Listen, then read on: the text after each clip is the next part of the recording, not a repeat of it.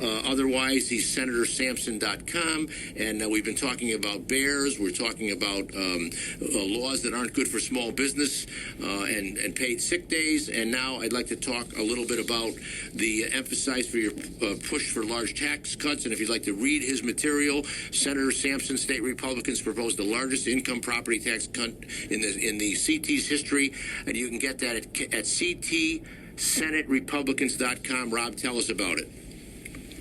Yeah, it's an interesting year because this year, unlike a lot of previous sessions, it seems like everybody has a budget proposal.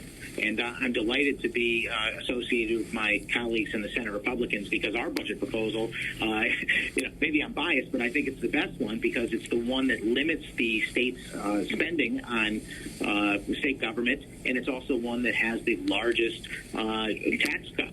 And those are two things that I think that we need to keep Connecticut to be attractive for people to want to live here. Well, do you have do the Republicans do any chat with Alexandra Daum, who is the new head of DECD? Because I mean, her job is to bring business in, and I wonder what kind of pull, and if she must have an ear to the governor. Yeah, there's no question about that. And there is different contact between the various state agencies and, all legislators at the Capitol. It's difficult sometimes. There's a lot of different angles, I would say, that people come at policy from. And, the governor is a separate entity from the legislative Democrats. So we've been able to find some common ground with the governor as Republicans. And maybe we'll work together on certain things. Certainly economic development might be one, where the Democrats who are in the majority might not agree. So you've got to make friends wherever you can if you're trying to move an agenda in Hartford. And I'm delighted to at least be part of a team that is convinced that we need a new direction in the state, and I believe we really do. We have some of the highest taxes in the entire country.